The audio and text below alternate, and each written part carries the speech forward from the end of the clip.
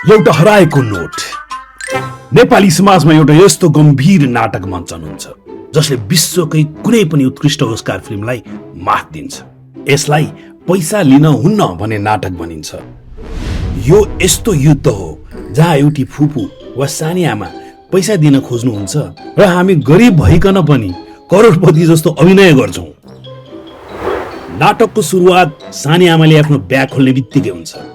तपाईको आँखाले नोटको रङ चिनिसक्छ, तर तपाईको दिमागले एउटा अर्कै कमान्ड दिन्छ। तपाई आफ्नो हात अगाडि सारेर भन्नुहुन्छ, नाइ सानी आमा पर्दैन, मसँग छ। यो संसारको सबैभन्दा ठुलो झुट हो।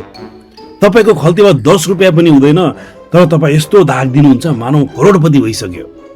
यसपछि सुरु हुन्छ दोस्रो चरण, द फिजिकल ब्याटल। सानी आमा भन्नुहुन्छ, राख राख चकलेट खा, अनि तपाई भन्नुहुन्छ, हैन हैन चाहिँदैन मलाई। यो संवाद मात्र रहँदैन, यो WWE को कुस्तीमा परिणत हुन्छ र सानी आमाले तपाईको खल्तीमा पैसा कोच्न खोज्नुहुन्छ।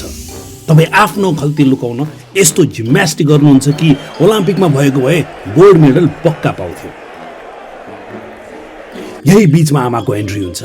आमाले एउटा यस्तो नजर दिनुहुन्छ, यदि तैँले त्यो पैसा लिइस् भने आज घरमा तेरो खैर छैन। तपाई डराउनुहुन्छ, तैपनि सानी आमाले छोड्नुहुन्न। उहाँले तपाईको खल्तीमा पैसा कोचेर तपाईको गाला मुसार्दै भन्नुहुन्छ, ल म गए, र 1 सेकेन्डमै गायब हुनुहुन्छ। सानी आमाको यो स्पिड प्रकाशको गति भन्दा पनि छिटो हुन्छ। अन्तमा तपाई विजयी हुनुहुन्छ। तपाईको खल्तीमा पैसा छ।